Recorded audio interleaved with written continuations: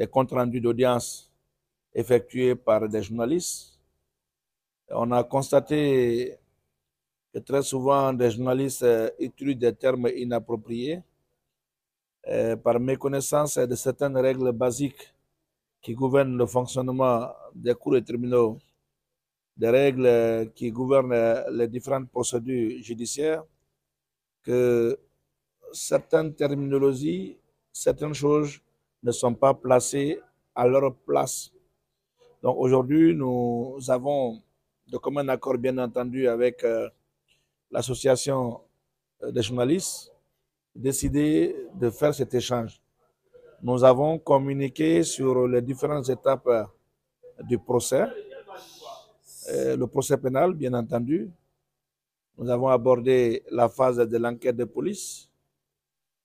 Là-dessus, nous avons parlé de l'enquête préliminaire, l'enquête de flagrance, les vocabulaires usuels en matière d'enquête de police. Nous avons également abordé le parquet et le juge d'instruction qui sont eux aussi des acteurs privilégiés du procès pénal.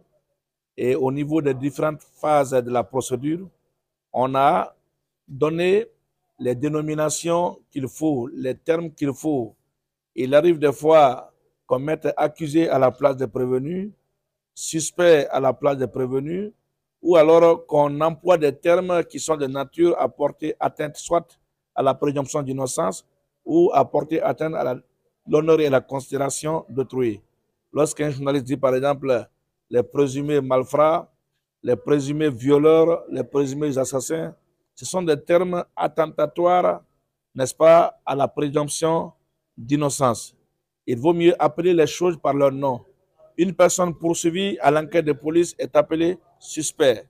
Une personne contre laquelle le juge a décidé d'informer en retenant qu'il y a des indices graves et concordants qui soulignent sa participation à une infraction, l'intéressé est appelé inculpé. Une personne poursuivie devant un tribunal correctionnel ou un tribunal de simple police est appelé prévenu. Une personne poursuivie devant le tribunal criminel est appelée accusé. Donc ce sont des distinctions qu'il faut faire. Ne pas confondre audition à interrogatoire.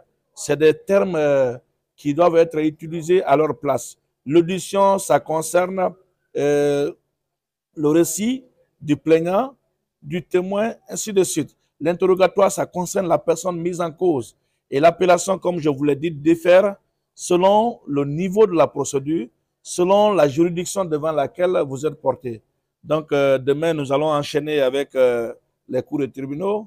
On va échanger sur comment la justice guinéenne est organisée, comment elle fonctionne, quels sont les acteurs qui contribuent à son animation. Et par la suite, nous parlerons des avocats, les missions des avocats qu'il faut bien entendu connaître.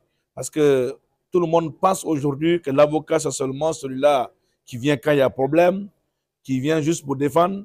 L'avocat n'a pas que pour mission d'officier, n'est-ce pas, devant les juridictions. L'avocat a aussi une mission de conseil.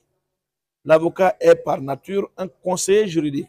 Donc, nous allons aborder cette thématique-là demain avec espoir que les journalistes vont faire bon usage des échanges que nous sommes en train d'entreprendre.